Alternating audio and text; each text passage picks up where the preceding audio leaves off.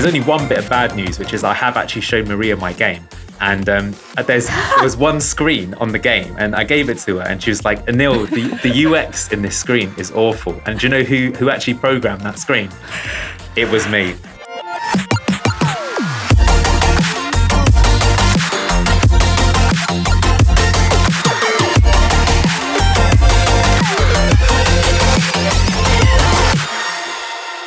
Hi friends, welcome to the Metacast Roundtable by Naavik. And today I'm joined by Anil Das-Gupta. You've seen him here before. CPO and co-founder at F2P Games. Also joined by Abhimanyu, Kumar, co-founder of Naavik, and Tom Hammond, CEO and co-founder of UserWise. This is the co-founder podcast. Everyone's a co-founder except me. That we know of. Well, we know of, indeed. It's coming. It's coming, right? What secret businesses I have on the side.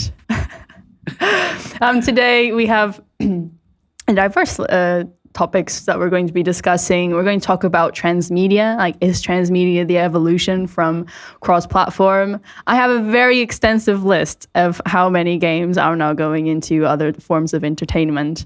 Microsoft is considering in-game ads for free-to-play titles. I'm personally extremely excited about that as a mobile product manager in free-to-play. And we're also discussing Coda Payments. They raised $690 million. And we're going to be finding out who they are and why did they get such a huge amount of money. And if we have some time, we'll discuss Fortnite's zero build mode. That's bringing people back into the game. That's really only if we have time, because we're going to just talk about some stuff that's not the topics. Tom, I don't know if you know Tom. He's also the podcast host of Mastering Retention, which is an amazing podcast. So, Tom, tell us who you are. Yeah. Well, it's fun. I don't actually get to be on too many other podcasts that often. So thank you so much for having me. I guess I'm a little bit of a serial entrepreneur. I kind of got into the gaming space first, kind of on like the ad and then survey monetization side. And eventually that led me into a lot of live ops and stuff. And more recently, started a company called UserWise, kind of building the unity of the game operations space. So a lot of folks are building basically the same stuff over and over again to try to run their games as a service, and we're looking to kind of standardize that. So, that's kind of what we've been doing. Yeah, fun fact. This seems very surreal because when I was trying to get into games, I listened to pretty much every single episode of Mastering Retention to learn and be able to pass interviews and get more knowledgeable. So yeah, it just feels like this full circle now. Tom's on the podcast. It's just, I have to get my head around it a little bit. Sounds to me like you owe Tom maybe some dinner or something based on that. He's basically got you employed, so... Yeah, I'll take a portion of the salary, and dinner's great too. This sounds like some of that new crypto that Maria is buying, maybe. It's already going away, so there won't be anything left soon. Not a wise investment. I wasn't user wise in my crypto. Oh, sorry. I live in England. I need to do some puns. And Anil, some exciting things are happening at F2P Games. Yeah, last week we were super lucky. We've just closed a private seed sale for tokens for $5 million, which is amazing. Can I just say that, thank you very much. Yeah, Mastering Retention and Naavik are two of my favorite podcasts, but the fact that Maria has given me the opportunity to shill my own project on this podcast clearly puts it to number one for me. So for me, I've been involved in console games. I was involved in free-to-play really early on as well. And I think that Web3 is going to be the future of gaming. I think the main reason for that is because as a gamer myself, fun fact about me, I used to skip school to play Street Fighter 3 in the arcades in the Trocadero here in central London. And back then you had to pay money to play video games. Yeah, rare concept, I know. I had to spend 50p. And then if you were good, you could stay on for a few hours, which was kind of the reason why I really liked that game. So for me, the fact that if you could play your favorite game and earn money potentially on it or own your own assets, to me is absolutely mind-blowing. I think that's incredible. It's a very easy user proposition to kind of give someone. So if I could play my favorite ever game, Street Fighter, and I could earn money playing it, I wouldn't be involved in this podcast. I'd still be at home right now in my pants, Xbox controller, arcade stick, and I'd be playing that game because why not? So I think it's going to revolutionize the industry. Who's going to get there first? I don't know. I'm sure it'll be like a gradual change. It might not necessarily be overnight. But, our ethos as a studio is we want to make really, really great games that people really enjoy playing and make them really fun and put that kind of Web3 element in there.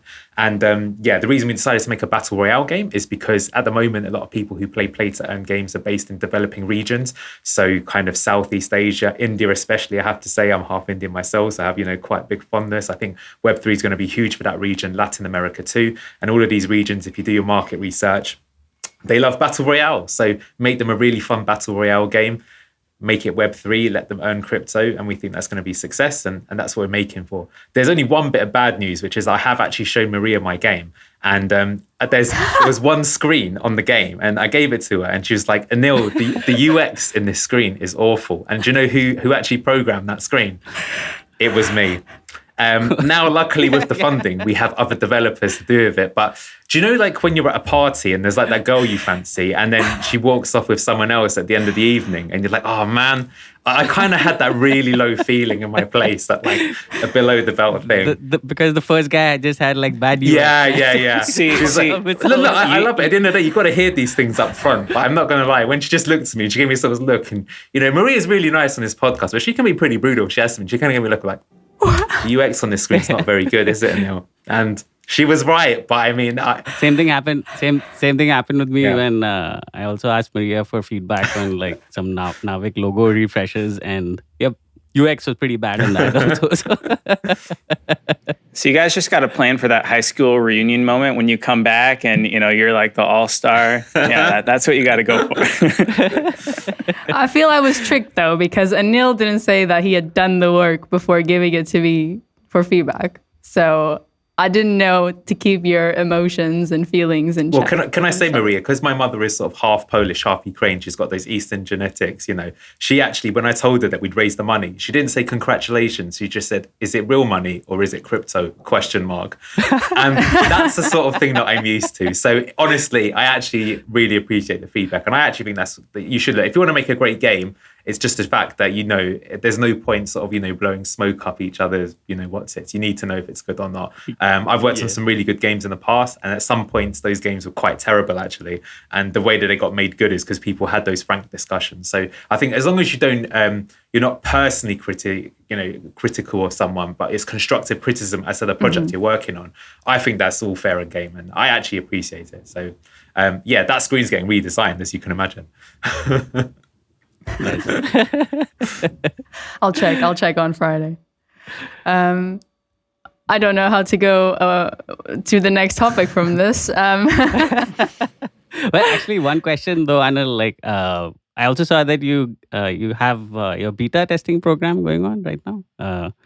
So are you still like accepting new people into the program? Or? We are, but I think... How do we get in? Yeah, very good question. Oh my God, this is the best podcast ever. It's incredible. So you have to join our Discord, lastreal.com/Discord if you want to get part of it.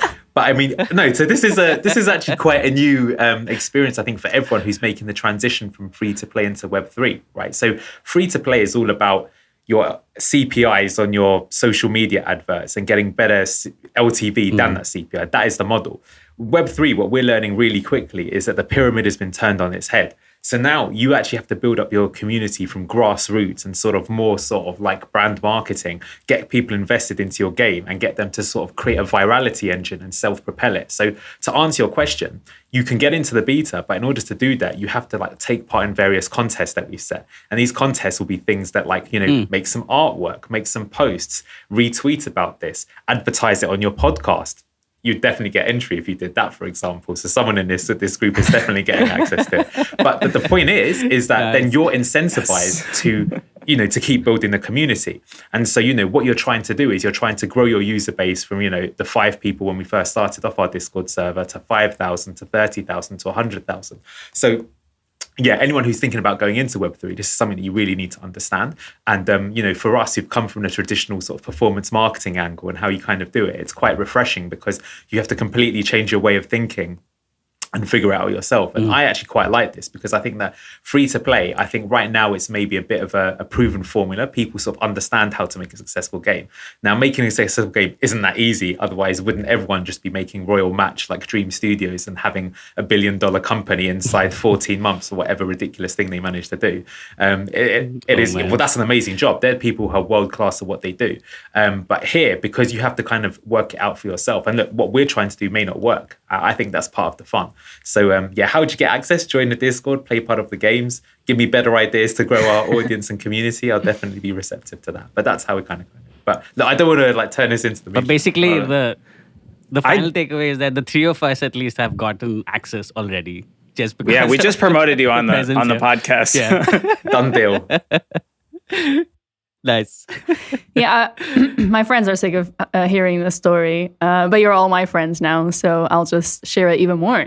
So it was interesting because I bought crypto for the first time, and then suddenly I was getting ads for Star Atlas. So something's going on there. And I decided to click on the Star Atlas to see the flow. And so I clicked on the ad. It took me to the Star Atlas website. The website said to connect my wallet so that I could start playing. It was just on a website that I was scrolling, just a random one. And I clicked to connect my wallet, but then the wallets that they were offering me is none of them were my wallet. So then I churned. And I thought that was really interesting how there's that how do you call it? Friction with getting the user into your game, because there are just so many wallets out there. If you don't have the right one that the game integrated with, you can just churn at that point. So it's an interesting development in the funnel to get players into your game. Anyway, hopefully that goes away in the funnel soon. Yeah, hopefully. I totally get it. Like every new crypto game that I've tried to play, it's been the same issue. Some new wallet somewhere where I'll have to like create a new account, then buy some crypto, convert it over some other third bridge, and then finally I have it in my actual crypto wallet. But just like starting the game itself is, a 2-hour experience. Just trying to get all that in place. You know what? If you want to improve your retention, there's this brilliant podcast called Mastering Retention. Someone in this channel has got it. And I reckon if you listen to that, they may give you some tips on how to improve that funnel. I couldn't possibly comment. Tom looking sheepishly. We try, but I also hear it's good for if you're going through the interview process. We'll carry on into the first topic today, because I can just hear Nico. He's listening to this episode and he's thinking, we should be talking about this in Crypto Corner. So maybe we need to talk about user funnels in a crypto episode in the future. I think that would be quite interesting. Agreed. So, Transmedia.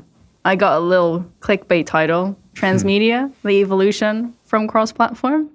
And the reason why I started thinking about this is just the number of studios that are being founded to do transmedia products, including games, and the number of games that are now being shown on as a film, as a series. For example, this week, Streets of Rage announced a movie. Jason Momoa being considered to star in Minecraft, and he's a huge star in the acting world. We know The Witcher, although that was book, game, and now series. Elden Ring, they announced that they wanted their IP to be more than games. Sonic the Hedgehog was in Roblox. Candy Crush Saga, new movie coming out. We saw the Unseen studio based in Tokyo that's been founded to build experiences that go further than games. God of War going to have a Prime show, and I can just keep going on through this list. And so it's just making me think. We have more and more games that are embracing transmedia. And nowadays, where it's so difficult to acquire users, you want to increase the number of touch points that you can have with them and keep reminding them of the story, getting you engaged in the lore and the experience, and then you go play a game. And it's all vice versa. You could also have a movie and then have a game to bring people to the movie. So I'm just wondering, is this the next big step? Is this becoming normalized and expected from popular games? You can't just stay a game. You want to leverage the profitable opportunities of being in transmedia. Manu, what do you think? Well, actually, maybe even to kind of take a step back, I actually feel like some of the examples, you listed out, there is one distinction that we should probably make between transmedia and cross-platform, because I actually think those are two different things. For me, like transmedia is um, more about like taking that IP and kind of expanding or telling stories of that IP across different platforms, versus cross-platform is more about recycling that IP, across different platforms, or recycling that story and not kind of like adding on to it. So probably like the Witcher example is maybe more of the cross more in the cross-platform bucket, versus maybe League of Legends and what they did with Arcane is maybe more in the transmedia bucket. And actually don't think I feel like actually both these strategies, um they're both like two important parts for making like really highly profitable entertainment ecosystems, and they can actually be additive to each other. So I would even like not even though transmedia is becoming more popular, I wouldn't even think about it as like an evolution to cross platform. It's just it's a different um it's a different thing entirely, and cross platform can kind of coexist with it, and basically IPs can pursue both strategies at the same time. Or at least that's how I think about it. But yeah, curious to hear what you guys feel. Do you know what you said about your mother, Anil, and that she's just ruthless? This is what I feel now. Manu is a very heavy critique of the daughter, This Maria. is for the UX feedback. That's really, really interesting. So just before we move on, I think the takeaway of what you're saying is that transmedia is when you use the same IP, but you're telling different stories across different media. Or expanding on a story. For example, like these animes and mangas, they would like start the story in a book, continue it in the game, continue it in the next book. Maybe it's in the movie after that. And basically you have the core audience. You kind of like taking this core audience from medium to medium so that they can continue to explore the story, and kind of like leaving those breadcrumbs so that they can continue to explore the story. But but yeah, cross-platform feels more about like just recycling the same thing, and more targeted towards audience expansion, and maybe even a little bit of engagement and re-engagement, versus in transmedia it's a little bit flipped. So it's more about like engagement and re-engagement, and audience expansion also does happen, but maybe comes second. So but yeah. Yeah, makes sense. Tom, what do you think? I think the most valuable thing that a game studio can ultimately create is an IP. You look at the top publishers that are out there, like your Activisions, your Ubisofts. What do they really have? They have really great IP. Like, Blizzard has Diablo and Warcraft and, Call of Duty from Activision. These are kind of evergreen IPs that continually generate pretty much all of their revenue. And so I think that IP is kind of core there. And I was thinking about transmedia a little bit, and I was kind of reflecting back to my childhood. Pokemon came out, right? And yeah, that was probably a great example of transmedia done well. They had a show, which probably was, my first experience to it when I was over at my friend's house and I got to watch it, because I didn't really get to watch a lot of TV at my house. And so, this Pokemon thing is kind of cool. And then you could get trading cards and you could do a bunch of trading with other people on the bus. And then, I finally got like a Game Boy Color, and like now I actually get to experience that myself. And it's just kind of this whole ecosystem that like draws you into this IP. I think more people are probably leaning into it because, well, frankly, user acquisition costs were already going up before IDFA and all that kind of stuff. But, people have more options that are, so entertaining, demanding their attention all over the place than ever before. And you're trying to come up with creative ways to find and reach new people in new ways. And I also think it's good ways to re-engage your audience. Like League of Legends doing their Arcane series, it's possible they started to hit the point where their monthly active users were going down a little bit, and they wanted to re-engage some people that like heavily played in college, like me, but hadn't really since because it was too demanding of a game. But then, watching that again kind of draws back the desire, and now you can actually engage deeper with those champions, and you can engage in a different way with the game. So I think it's all about, recognizing that the most valuable thing you can create is that IP, and then how do you expand and build upon that IP? So like that Netflix series of Arcane, it adds a lot of depth to the IP of League of Legends, I think, and that makes it more valuable. Yeah, I know someone who's quite a big player of League of Legends, and he was saying it was difficult to create a connection with the characters because, well, it doesn't really dig deep into their backstory and who they are. Like that important element of the RPG of, do I identify with the background of this person, and do I want to, play as them, act like them?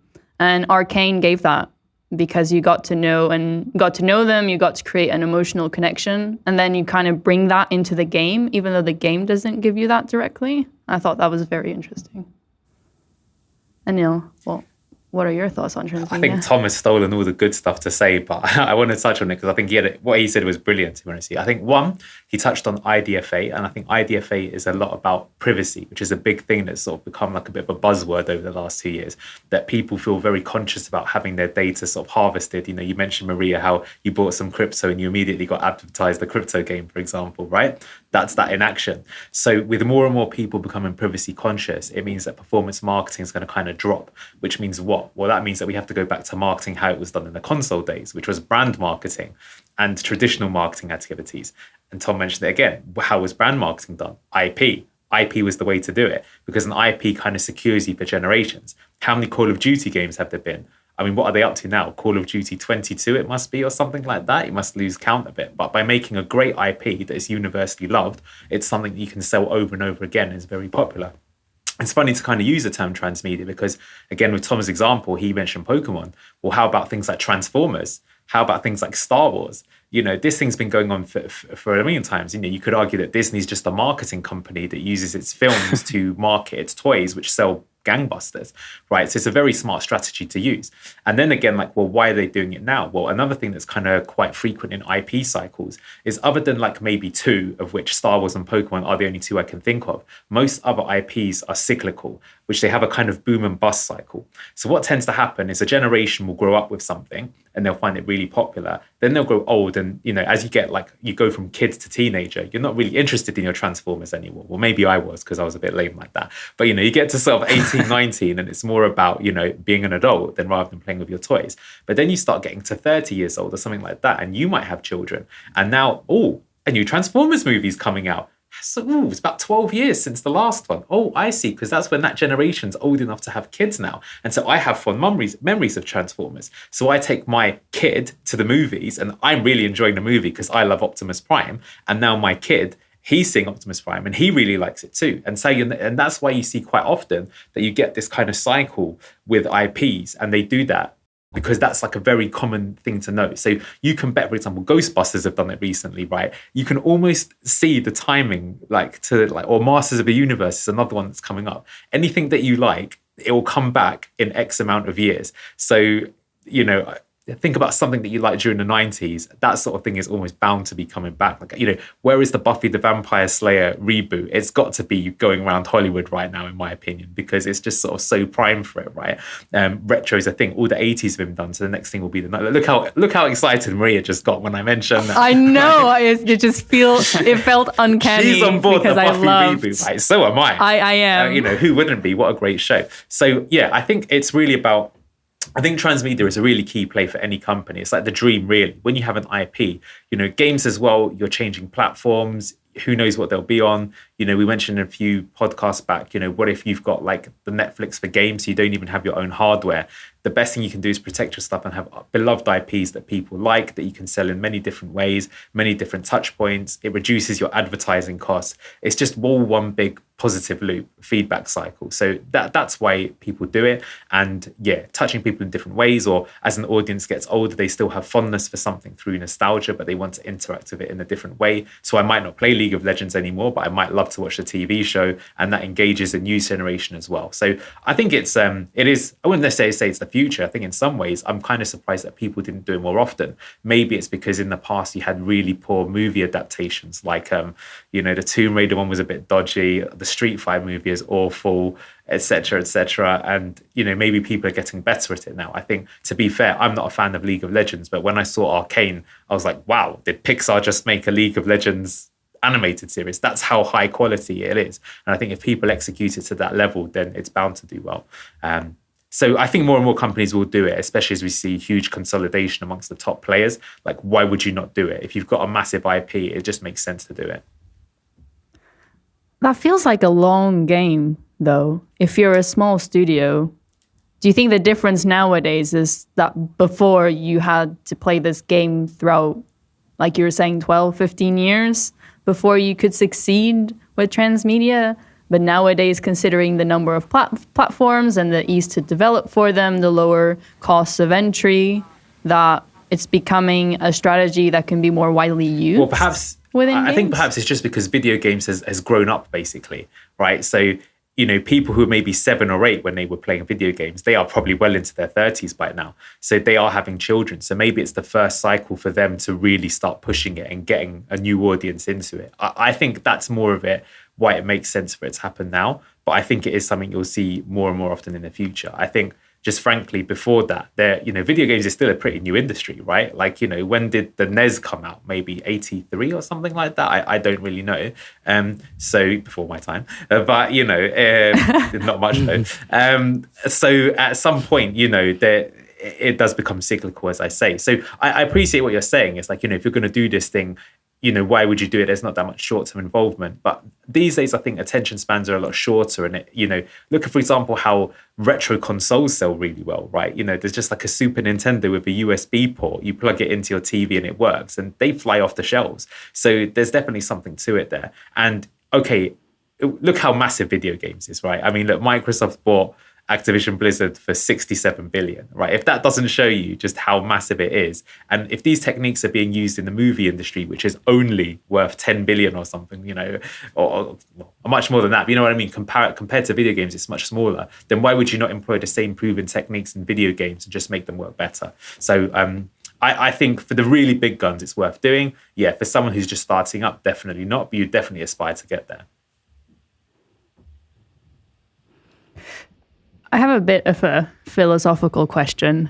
I'll ask you, Manu, because you seem to not enjoy my philosophical clickbaity questions. So something that I feel right now in the world is that people want more significance to what they're doing.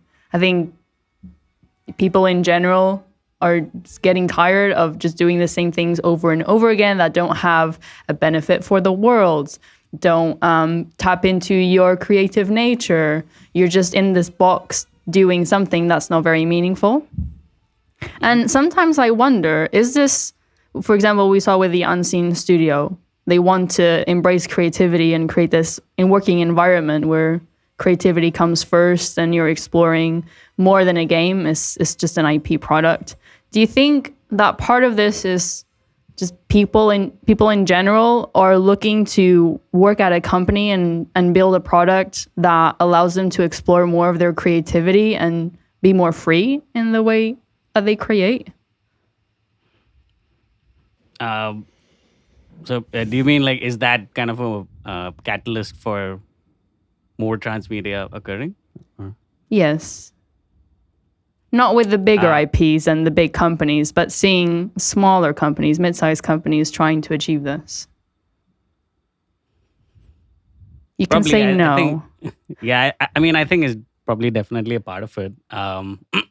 But yeah, I mean, at the end of the day, it does come down to games being a business, and winning strategies that can result in highest profitability in that business will basically, uh, garner like the most attention or traction. And I guess to your earlier point about or to Anil's earlier point about how IPs. I mean, the games industry is what, like 50, 60 years old, and some IPs have now matured enough for them to explore transmedia in like a pretty meaningful way, and I guess that's one of the key reasons that it will only increase going forward. Because we just have like more and more IPs now maturing, and survival of the fittest with IPs. That's going to happen, and there will be like more transmedia IPs. But probably another more macro trend when it comes to consumers is, I mean, I think all of us just want access to those IPs, at the right place, at the right time, on every device, in every shape and form, in every interactive sense. And we're just like, we're hungry for more content. And if it's an IP that we love, we'll engage with it, so that that so and that's why I say like the line between transmedia and cross-platform is actually really thin, because to achieve that, you do need to go cross-platform. But once you do go cross-platform, if you want to drive engagement for like your absolute core golden cohort audience, you're like your super fans, then it has to be about like being able to expand on that story, tell that story across like different platforms, and really like drive that engagement, and therefore customer LTVs and such. So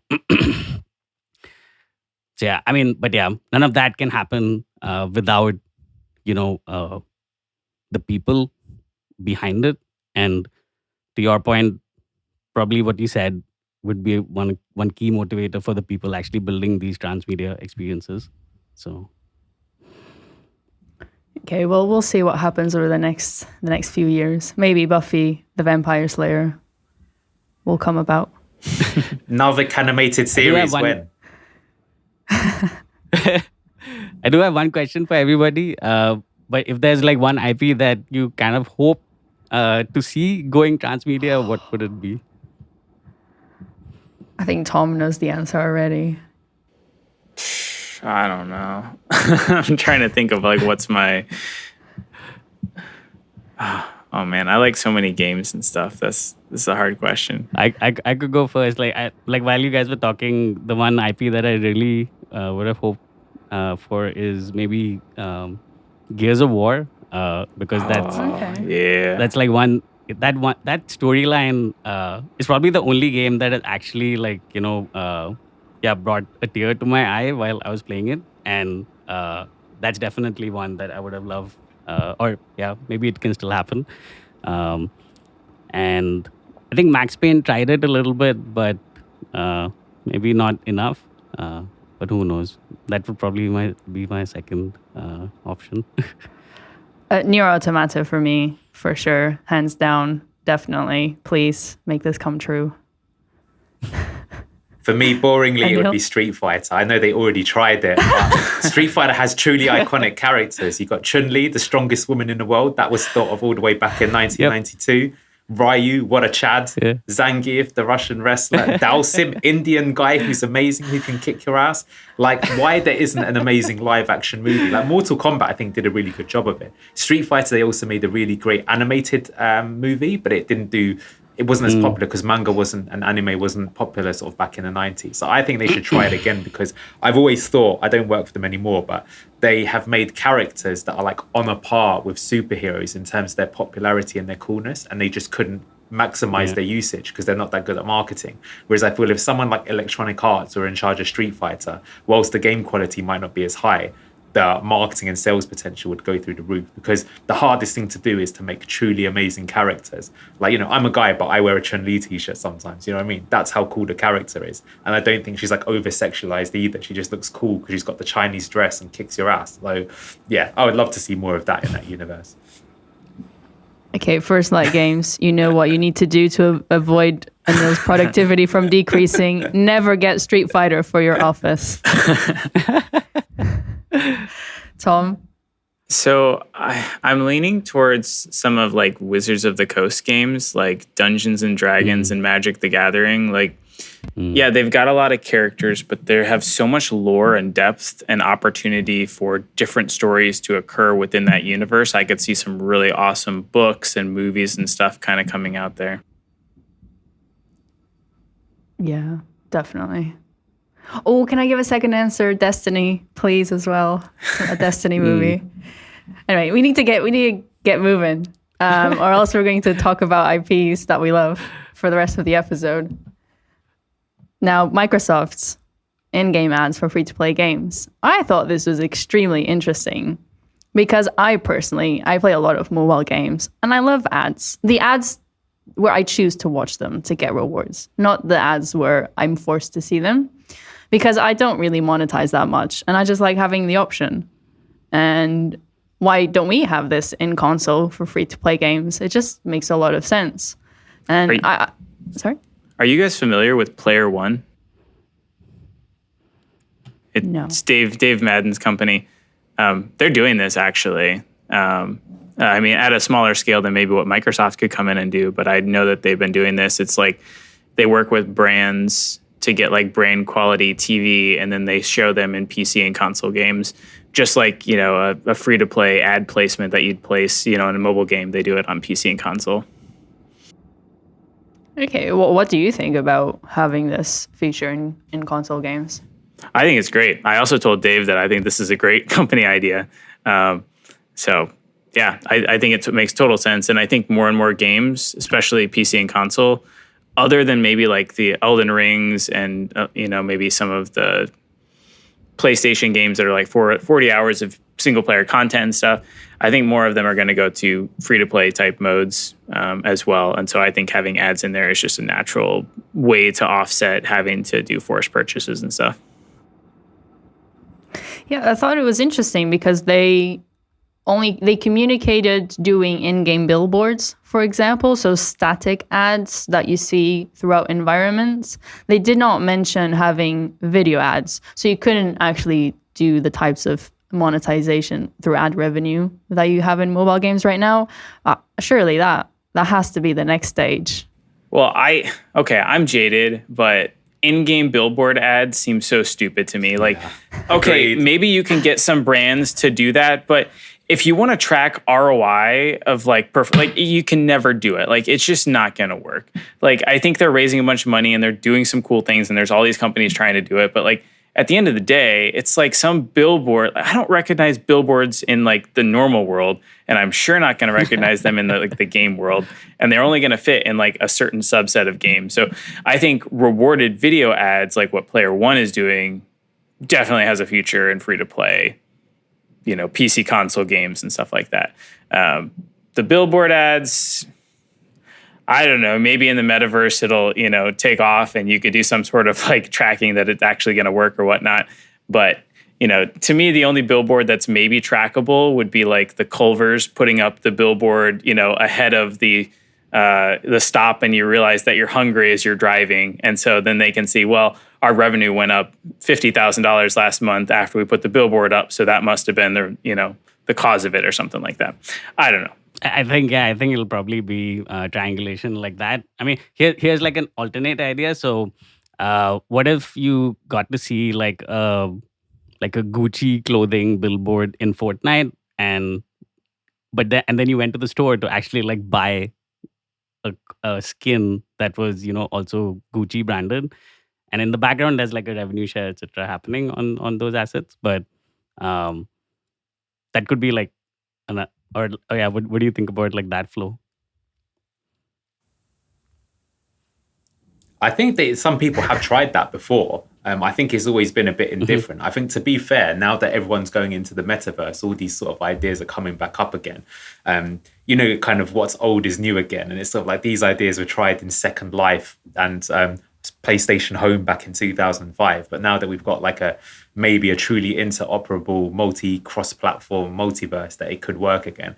It might do. I'll be honest, right now I don't really see it. As per Tom's thing, I also agree with what you say. If it's just billboards, that's been tried so many times, and it barely works in the real world. It's only really used by brands like Coca-Cola, and Coca-Cola's philosophy is they want to be more ubiquitous than water. They've basically conquered the world so much that they're literally trying to make it that people drink more Coca-Cola than water, because that's the only enemy left for them to defeat, right? So sure, maybe they will put some in-game brands so you don't go more than 8 seconds without seeing the Coca-Cola brand. But I don't think for anyone else it would be too ROI positive. But I think the wider subject, and why you're getting excited, Maria, is that free-to-play games on high-end platforms, why not have adverts? I think for me, I would draw the line as long as it's not on premium games. That's something that I don't want to sort of ruin the experience. I sort of think, I remember once having just sort of in our country Sky TV, right, which is like premium channels, and then you pay £60 a month, and then you still get adverts on your premium TV, and I was like, what? Hang on a minute. So I'm paying £60 like a month to watch Game of Thrones, and I still get ad breaks. Or I could just maybe watch this on some other sources, couldn't mention what they are, and not have to see that. Like, it was a bit of a no-brainer, and that made it feel a little bit worse. It's same with like Netflix right now. You don't have adverts other than it recommends the next thing to watch, and that's really good. Whereas if Netflix all of a sudden had an advert, it would sort of cheapen the experience. So I think if it's free, that's fine. Yeah, I know we're gonna go our eyes light up. I think as long as they sort of keep it out of that, that's okay. And maybe the one other thing to add to this is maybe where the billboards come in is trying to be non-intrusive in terms of ads, which is always sort of like the holy grail. There's actually a London-based company called Audio Mob, and they do audio adverts. So the idea being they play it. Now, I'm not too convinced on that, but apparently they have the numbers. They've certainly raised a lot of money. Maybe that's a way to go. I mean, if you've ever played the GTA games, right? Sometimes, I don't know about you, but I would just pull over and listen to the GTA radio, because it was like as good as the game. Like, it was hilarious, some of the things that they would come up with. Like, what was it called? Life Invader, which was their sort of Facebook sarcastic take on and things like that. So maybe something like that could work. I guess as it becomes more and more competitive, people have to find additional revenue sources. I think we're all fine with that. I mean, I can see why people want to do it, but I think as long as it is unintrusive and it adds rather than takes away. And I think your example, Maria, about how in free to play it's like an opt-in, and that watching the adverts allowing you to play a bit more, and then sometimes you might even see a game that looks cool and you download it. I think that's like a very nice cycle. But then those other games, those hyper casual games where you get no chance but to watch the advert, and it forces 8 of them down your throat before you can do that. And obviously we know how their model works. If you could watch, you got to play in airplane mode for that. There you go. Someone knows how to get around it. But I mean, that I feel leaves like a bad taste in your mouth. So I think as long as it's done tastefully in the right way, they got no problem with it. But let's see how greedy people get with it, because that's always the issue, isn't it? Yeah, you saw my eyes light up when you talked about Netflix.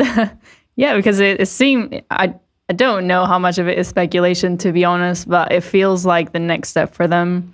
They're increasing their subscription quite a lot. It's personally, it's just becoming so expensive where I'm starting to question whether I want to be subscribed. And I thought I'd be forever subscribed to Netflix. And so they're considering, or there's speculation that they're considering having a lower price subscription, but you'll see ads. Even Netflix are considering it. That's interesting. Gotta make sense. There are actually 2 other companies also that are kind of doing these, non-intrusive ads, like on the billboards or on game objects. So there's another London-based company also, I think, called AdMix, and another one called Anzu.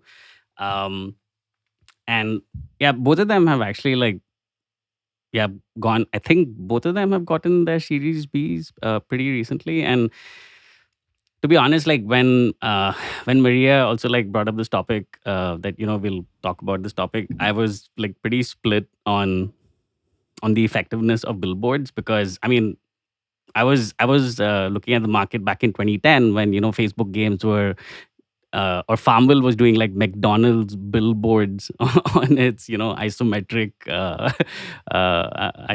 view games, and I mean they were just not effective. But looking at these 2 companies, it kind of did make me ask the question, like, okay, what changed? Like, is this just to entertain the possibility of it coming back? Like, why would it come back? And I guess the one reason that or the one thing that changed for me is, well, the number of gamers in the world has basically tripled or more than tripled since 2010. And as we saw with COVID, like games are definitely becoming, community watering holes in a way.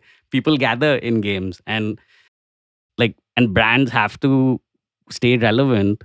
And brands like Coca-Cola, where the only enemy is water, like they have to stay relevant in all these different mediums. And to me, like that felt, and that kind of like that thinking just justified, like, okay, why Xbox is first of all only limiting it to these non-intrusive in-game object ads, and also why they're kind of limiting it to brands to start with. And that's why then I kind of went, okay, yeah, I could probably see like a Gucci billboard coming up in Fortnite, and me going and purchasing the Gucci uh, jacket or whatever cosmetic in the store. Me continue to think about Gucci later. Maybe going to, I mean, I'll never buy a Gucci jacket ever, but just you don't have to lie, Manu. You can you can tell the truth. But yeah, I mean, I could imagine that kind of flow. It's just basically brands being in the right places where all the people are, and games are definitely one of those places. And from Xbox's perspective, I mean, generally we're seeing even in Game Pass, etc. They generally have a pretty flexible mindset when it comes to like offering business models to developers and how they want to like monetize their content. And yeah, so why not like provide an advertising option to the free to play gamers. But yeah, because it's also they kind of have to like tread lightly, because I mean it is a console first audience, and I mean we all know how that audience maybe feels about ads. So I don't know, this kind of felt like a good balance, but yeah, remains to be seen if it'll actually be effective. Um, yeah. Yeah, I think it will come down to the ROI of having such a feature in your game. Like, how easy is it to do the integration? Do you need an engineer to spend 4 weeks doing it? Is it one day? How long does it take you to have those billboards with ads within your game? And then second, how much are people willing to pay for their ad to show on such a billboard? So I personally, until I know I have data on those two aspects, it's quite hard to think to have an opinion about whether I'd go for it or not. I'm hoping as more companies do this and we start seeing it in games, we can start having some notion about the ROI of doing such a thing. Cool. One question yeah. Oh yeah. Go, Manu. Yeah, no, I was just going to say that one other thought that came to mind, which is kind of also a question mark to me, is like, I'm assuming also this, I mean, this is not existing in Xbox, any of the games that are part of Xbox Game Pass, but would like a Microsoft ad platform, permeate to even the Xbox Game Pass games at some point as like, a fifth potential monetization option for developers over there? That's like a open question for me, but I guess if they see success over here, maybe it also gets into the Xbox Game Pass experience, and it's just like it's like a turn on, turn off switch if developers want to use it. But yeah, we'll have to see as more details come through. I'm definitely keen to understand how far they're going to push this. And just before we move on to the Coda Payments discussion, Anil, are you thinking about having rewarded ads within Blast Royale? At the moment, not, because we want to keep the game.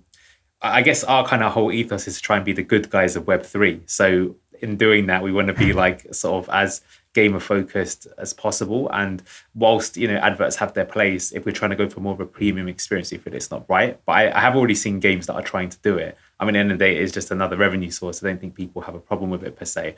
But it's not on our immediate roadmap, no.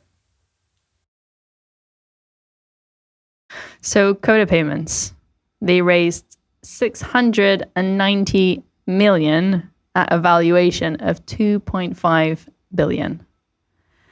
And in case you don't know Coda Payments, I'm going to try to TLDR this very quickly. So they're a fintech company based in Singapore. They work with some huge publisher names such as Tencent, Garena, and Montoon that publishes Mobile Legends Bang Bang. And they also work with non-gaming products such as Tinder. That was surprising to learn.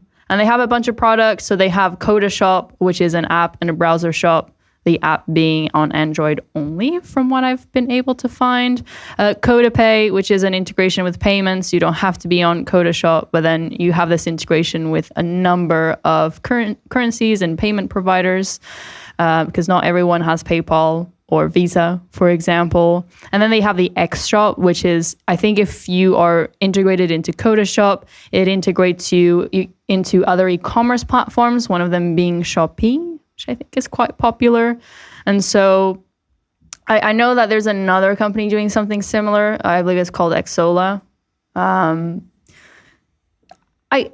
I think what I don't fully understand, and I'm keen to clarify with this discussion, is that I know with the Epic versus Apple, the outcome is that potentially Apple is going to have to allow other payment methods.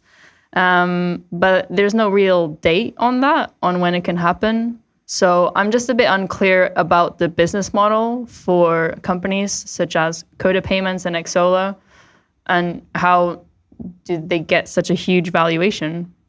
Tom, what do you think? So I'm going to tell you guys something that I haven't told really too many people about.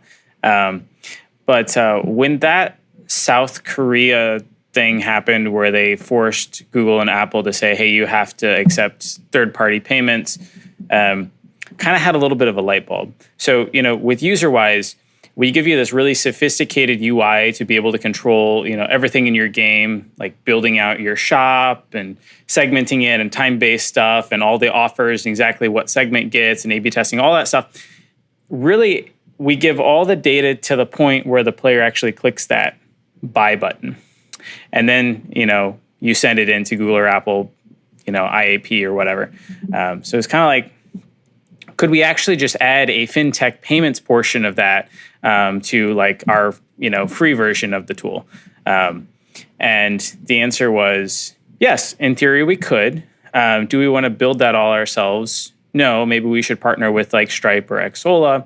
I won't say who I've talked to and potentially do it, but I will say, yeah, it's there, and probably the revenue of a company is maybe like 1% after the fees. That there's so many fees that live, with Visa taking a cut and the bank taking a cut and everyone else that's in there. So suffice to say, there's maybe like 1%-ish profit, on the end.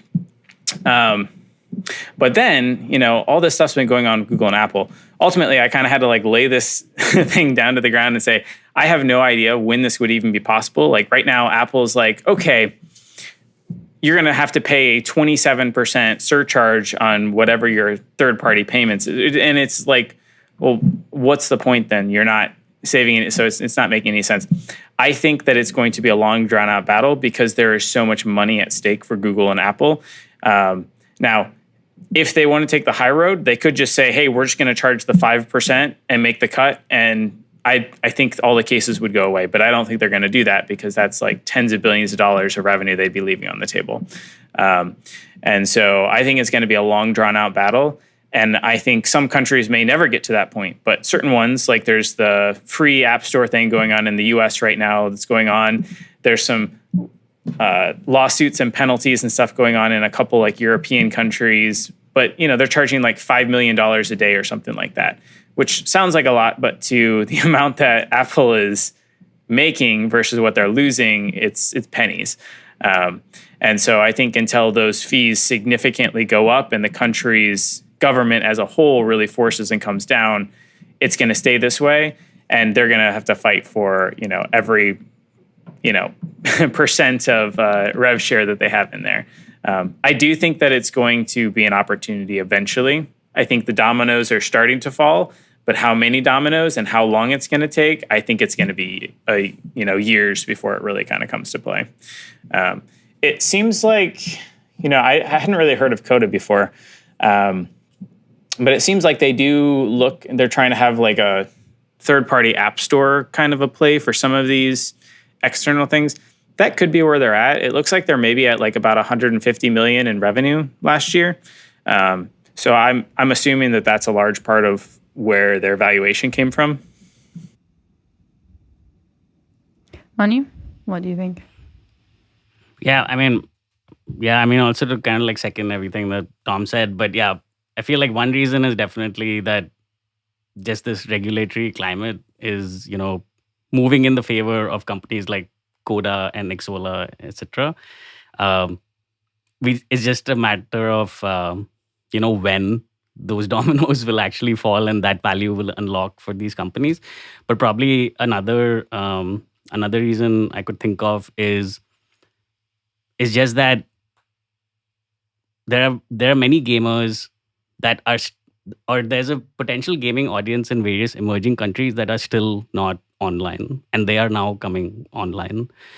For example, I think one of the big reasons that gaming in China also exploded was also because of just localized payment infrastructure. The same thing is also happening in India at the moment with with companies like Paytm, etc. Google Pay, coming up with an India solution, and Africa is a market that a lot of people are now looking at, and that's definitely going to be a continent where localized payment solutions from companies like Coda or Xsolla, etc., will be quite valuable for unlocking value in that market, or basically allowing these people to engage with in-app purchases through whatever means they have, and so I feel like that would probably be like a second reason for why the valuation might be so high, because that opportunity does still exist in these emerging markets that do have like a significant population of people who are interested in games, but are either just not online or don't have the means to monetize even when they want to. So those are like the two thoughts I had about this, but yeah. Yes, and I believe the EU is exploring a Digital Markets Act that would force Apple to allow users to install apps from outside the App Store, allow devs to use the App Store without having to use Apple's payment system, being able to sideload other third-party stores. So that's yet another regulation that could prove to be quite good for companies like this. I think what I was seeing in my search that left me with some doubts as a product manager of a game, is it worth the investment in integrating with another third party to save on the commission that the Apple and Google Play Store would charge me? And I was looking at Coda Payments, and I believe Coda Shop takes a 15% commission instead of 30%. Xsolla has a 5% commission. I think that is higher in Xsolla for certain payment types, though. Like some places like have to send in cash, and there's somewhere where they list out the actual percent that you take for like each thing that they do. But I think they try to do 5% overall. I was going to say, I think with Coda Pay, I think what their proposition is, though, is that it's specifically like, Manu already kind of touched on this, but there's a lot of people in the world who don't have a credit card, right? Therefore, they love mobile games. It's not even a case of being online or not. Actually, now people ask us and get online, but they can't pay. So how do you pay? So Indonesia is a great example of this. And Garena, I think, are one of the biggest users of Coda Pay. And yeah, so they've scaled up Garena Free Fire. So people there can use vouchers, and they go to their local shop or their convenience store off license and buy the vouchers there, and then they monetize in the game. And these things sort of seem a bit antiquated to us. Like they don't really work, even though you see these sort of things for sale in shops and grocery stores here in the West. But over there, it's massive because people just don't have credit cards and they never will. They're completely off the grid, right? They don't have a proper formal contract. It's all going to be cash in hand. So how do you monetize that user base? So if you wanted to scale up your game and make it popular in Southeast Asia or regions like that, India is another great example, you would go with one of these kind of solutions and they've got real revenue. And I think someone like this, the reason why they're valued so highly is it's working in Southeast Asia. Well, look at India, a lot of people in India, right? How about Nigeria, right? Where Lagos is going to become the biggest city in the world by, I think, 2030. It's predicted it'll have a population of 41 million or something insane like that. Latin America again. So although maybe one day all of these things will be like fully first world countries as well, how long is that going to be? And in the meantime, being able to actually monetize these, because at the moment, they just don't even register. We don't even realize it, but all these people have the demand, they want to pay, and the games just have to be set up. So I think Coda Payments, by comparison to someone like Exola, they're not really... I think they, of course, part of their offering is also to be like a different app store, but it's more actually facilitating people to be able to even pay in the first place, which I think is different, which also is arguably the sort of thing what crypto is trying to do as well. Again, that's why crypto has been really big in Philippines, for example, because it's like when people found out, oh, you just pay, you don't have a credit card, but anyone can set up a MetaMask wallet if you've got online, yada, yada, yada, and then you can get someone for you to exit your crypto into fiat and they can give it back to you. All of a sudden that unlocked this earning potential. So yeah, don't forget about the rest of the world, I guess, would be my TLDR there. I think, Indonesia, I think, is the fourth most populous country on the planet, which surprised me. I think it's like 800 million population. India's over 1 billion. Latin America, Brazil, as a region, tons of people there as well. And don't sleep on these territories. They are worth a massive amount of money. And coming back to Garena again, that game was massively profitable just by being the first to monetize in those territories. Moonton again, where did Mobile Legends Bang Bang first started making its money? In Southeast Asia. It's only when it came over because it was so popular over there that it did that. So it maybe doesn't surprise me that it's worth so much, because I think something like this is sort of one of those sort of under the radar sort of things that you just don't realize how big it is until if you went around in Vietnam and you were like, why are all these kids playing Mobile Legends Bang Bang and how are they doing it? You'd be like, okay, this is how it works.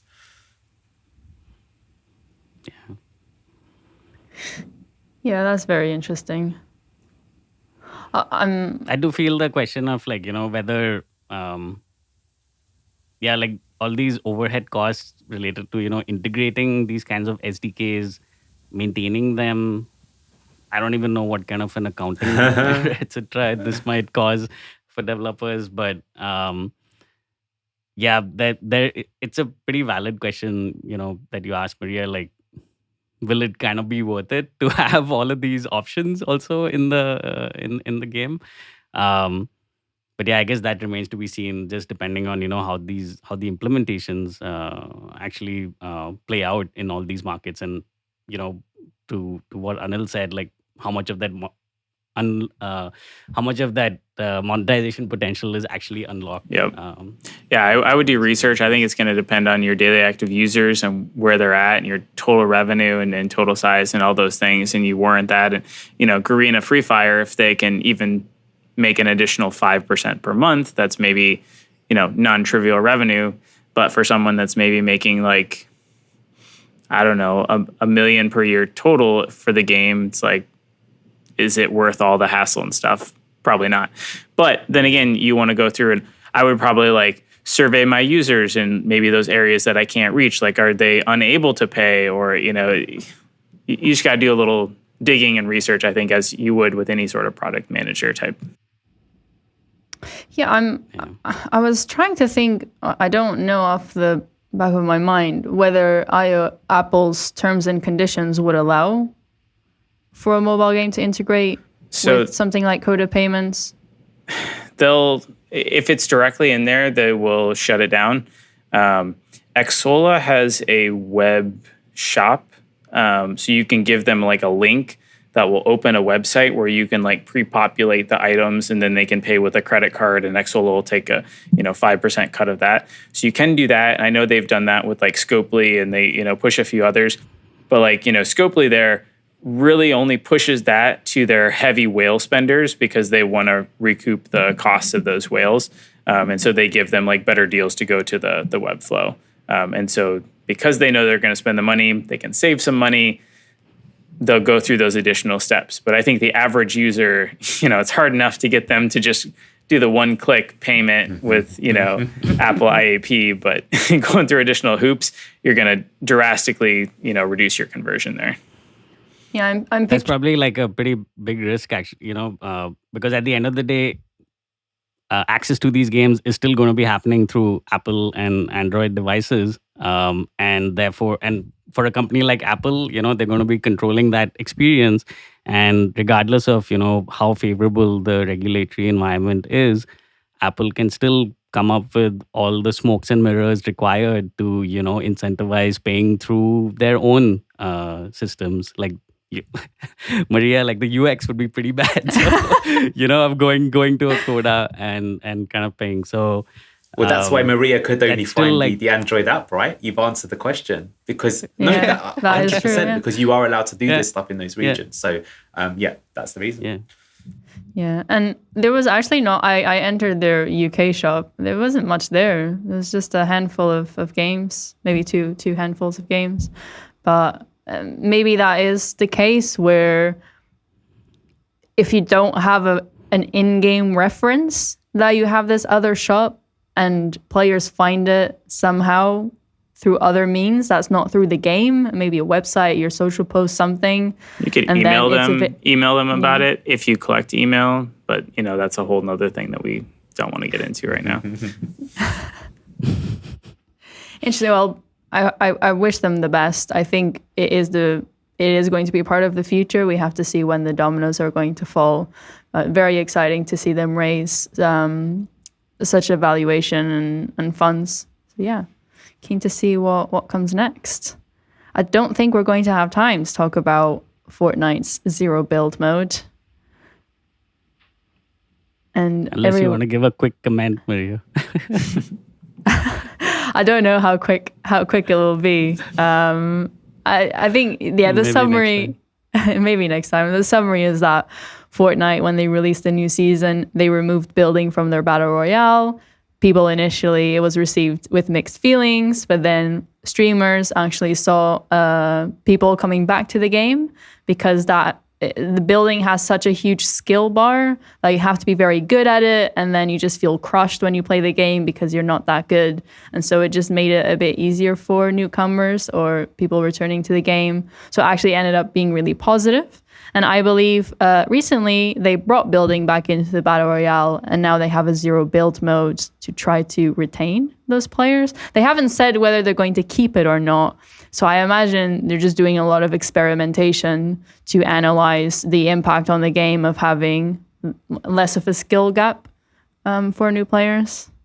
Yeah, I was going to ask Anil, because Blast Royale being how you call it, MOBA.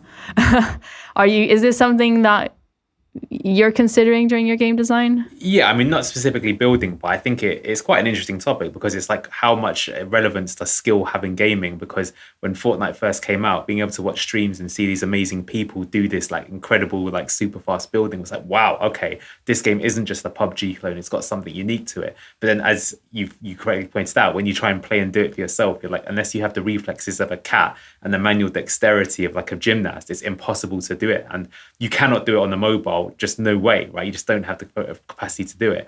Now, what we found in ours is that we actually started our game with like a deathmatch mode, which is like much more brutal. You die a lot, very skill based. Now, some people in the team, and I'm one of them, we actually prefer that mode, but we noticed when testing it that it's a real feel bad kind of game mode. And so the general audience didn't like it as much.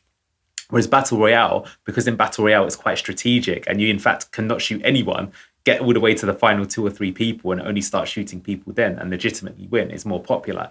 So I think what obviously the product managers for Fortnite have obviously realized is someone came up with the A/B test and it was hypothesis. I think that getting rid of build mode will increase retention. okay, let's try it. And the fact that they've now made a zero build mode probably shows that the results are quite promising. So now they're going to keep it again. And then they might even remove build mode altogether, right? If it turns out that that's the game that people want to play.